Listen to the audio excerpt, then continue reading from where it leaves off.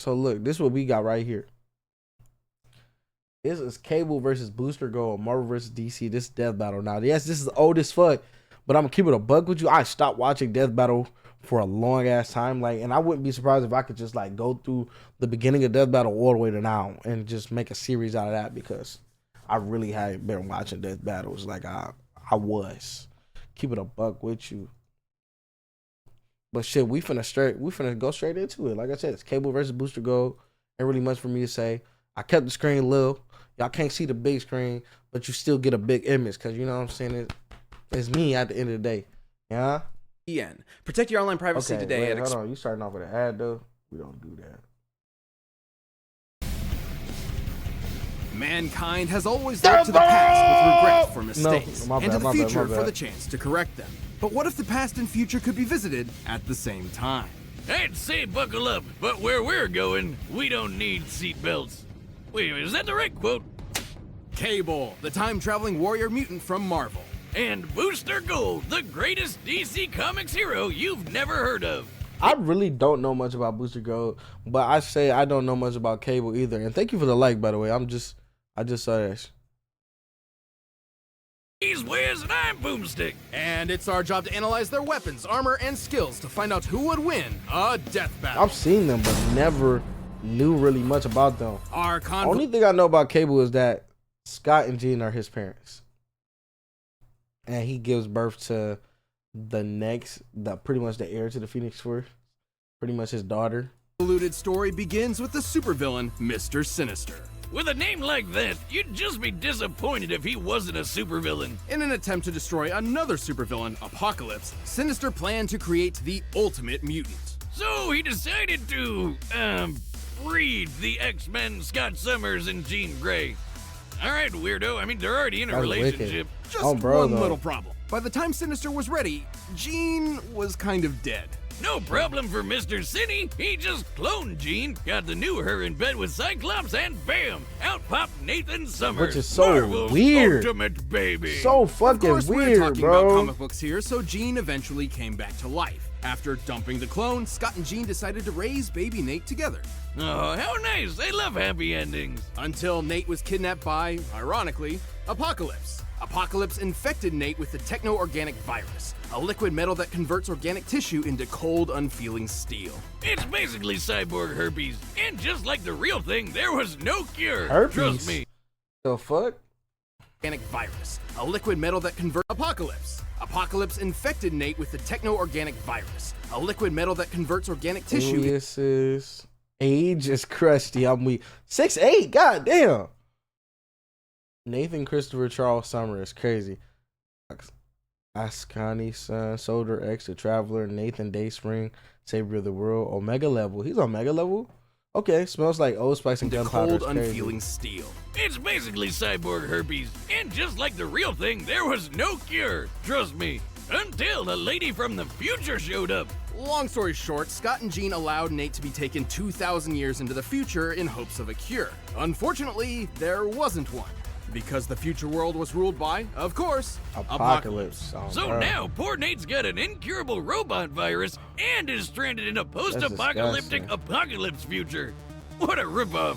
Well, it's not all bad. As the techno-organic virus took over Nathan's body, it enhanced his I ain't gonna strength, lie, he was a speed, good- and endurance. he was a Most good notably, casting for he gained a Cable. powerful metal arm and a cybernetic eye that can see in infrared, track objects 2 miles away, and fire lasers. And if any part of his robo-self is damaged, he can just put it back together lickety-split. He's more than just a cyborg, though. His training in the future turned him into an incredible hand-to-hand combatant and tactical genius. And like any good 90s comic book hero, he often comes to fights packing some totally awesome heat. Machine guns, laser guns, a doohickey that can control dinosaurs? What more would you need? He became a gritty savior of the future, where everyone knew him by one name. Cable. Which is a hard name. I'm not gonna fake. Unfortunately, despite being in the future, he was running out of time.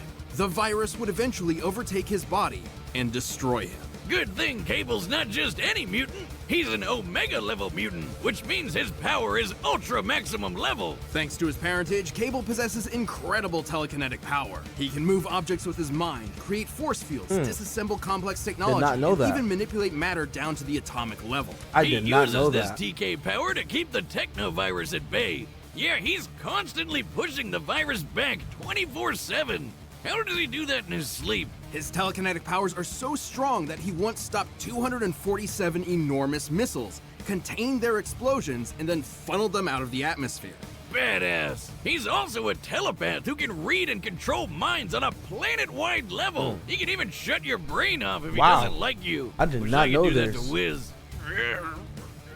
Good luck with that. He's capable of ionizing the entire planet's atmosphere all by himself, and his psionic powers extend even further. He can physically displace his body through both time and space, allowing him to teleport and time travel. It was those timey-wimey powers that let Cable visit the 20th What the century fuck? where he That's a met lot of the powers I X-Men, did not know Cable joining had. their fight for a better future in our past. And that's how he found alternate versions of himself, like a clone named Strife, a timeline where he was a Strife. she named Rachel, and another Nathan Gray who was called X-Man. Wow, really breaking the bank on the name of that guy, huh? Pretty gutsy to name himself after the entire franchise. Hey, no, was, Nathan Gray was that Is guy. that Jesus? It is. Oh my god. Holy shit, be careful of what you say in front of mutant Jesus. X-Man's potential is incredible, a showcase of the almighty power Cable could have if not for the techno-organic virus. So Cable said, screw this bullshit and straight up pulled the virus out of himself. What did he even grab onto? Literally rearranging I his remember DNA seeing to that. do My so, mom used to buy me which all types of comics. is impossible. She loved the Across X-Men. the 70 trillion cells in an I average didn't know human what the body, fuck was there are happening, over though. 200,000 pairs of DNA.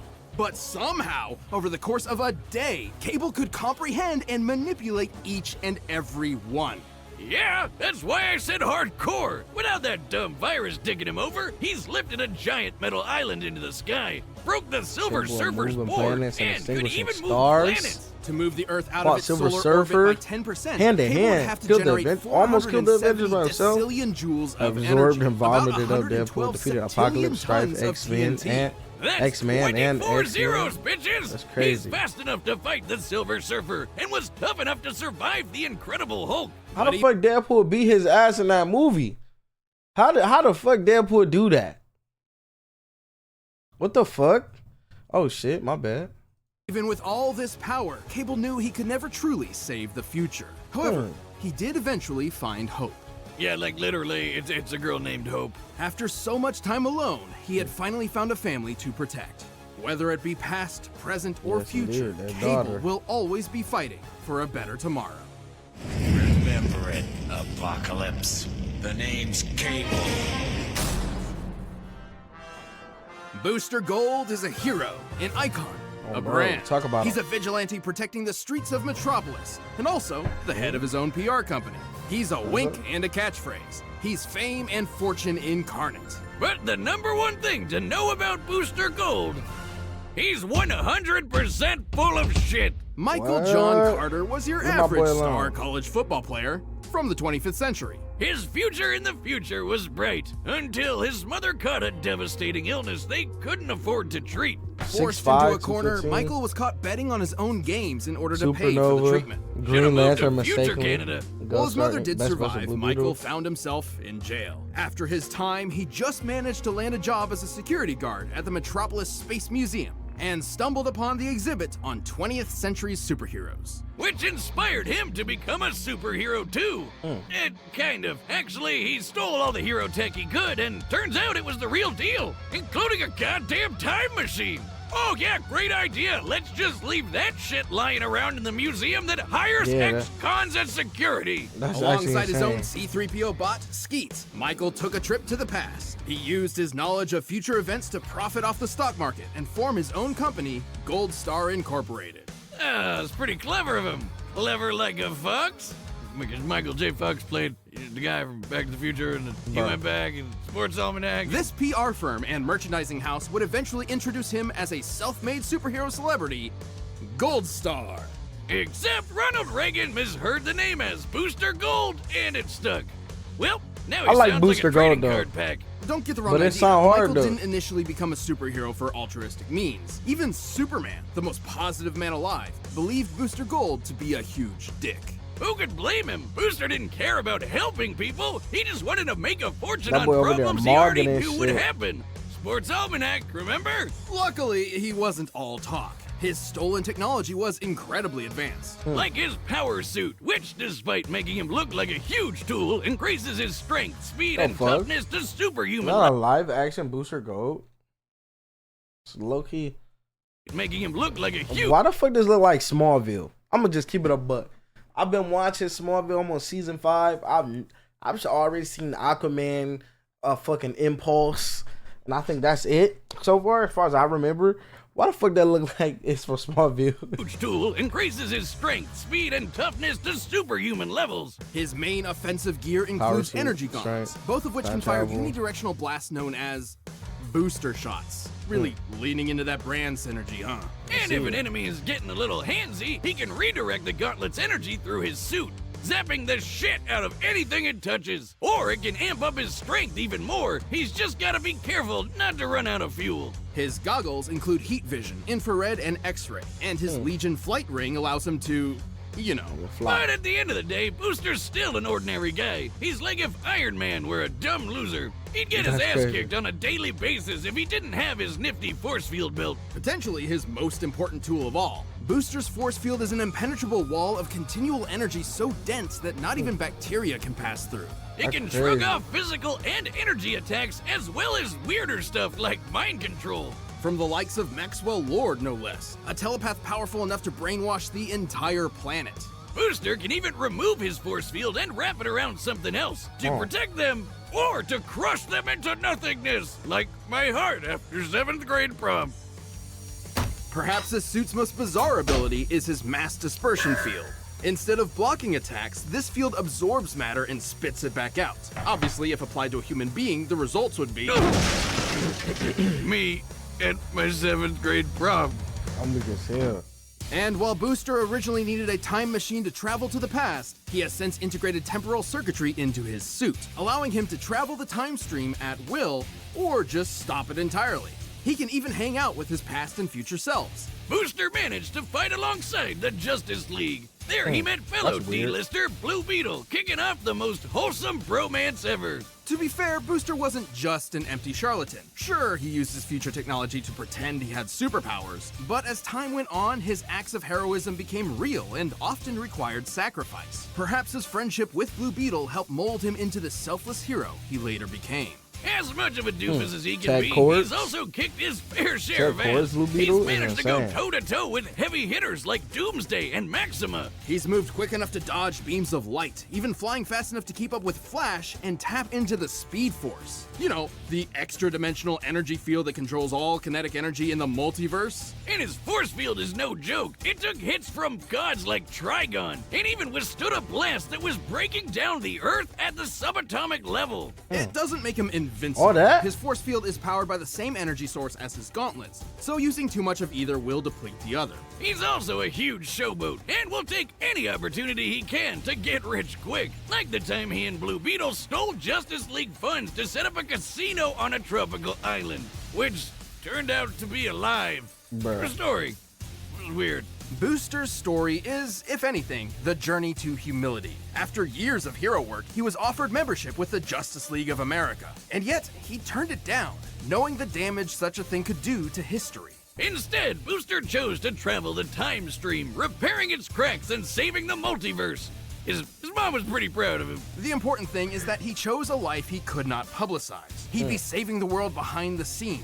It may not have been what he originally planned, that's but interesting. Booster Gold would fuck ultimately with it. become the greatest hero you've never heard of. That's actually, I fuck Booster with him. Gold, the greatest hero you've never heard of.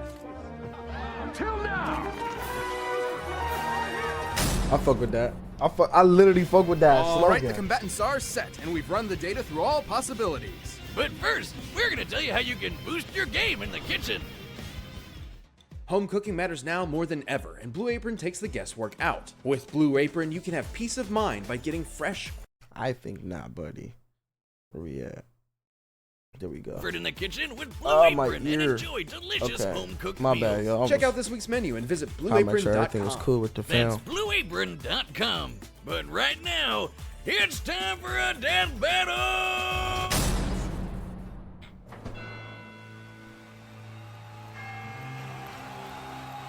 Booster Gold fit low-key cold though. I'm not gonna fake blue and gold go. They both low-key got blue and gold. No, it's blue Hey, and yellow. buddy, do you mind? You're hogging my spotlight here. You look like an idiot. Oh, I get it. You want to take on the champ to boost your street cred, right? Oh, okay. Well, if it's a fight you want, it's a fight you'll get. The pavement will be stained with your blood. That sounds about right. Yeah, that sounds about Cable. You can't be Is this getting in guy his way. serious?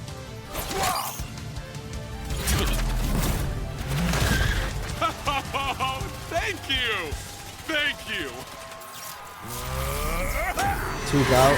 Damn. Damn. Damn. He was trying to end that boy heat.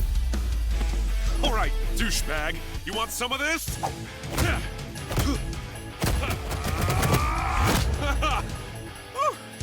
Let's see how far you fly.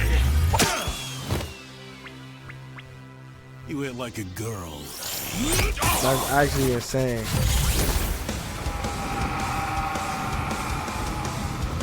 Probably had super strength. Obviously not strong enough.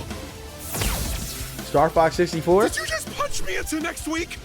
Or a million next weeks? Ah.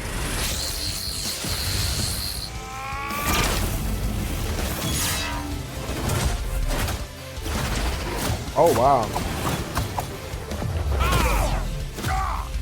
I'm ending this farce. Okay. Bam. I'm about to say dinosaur. Oh, come on! I set this up while you were playing Roadkill. Funny how time travel works. Oh, hey! I can do that too! In fact, it's kind of my thing. So, here's an army of me's from every second we've fought so far. That's kind of OP. Shout out on Jutsu that shit.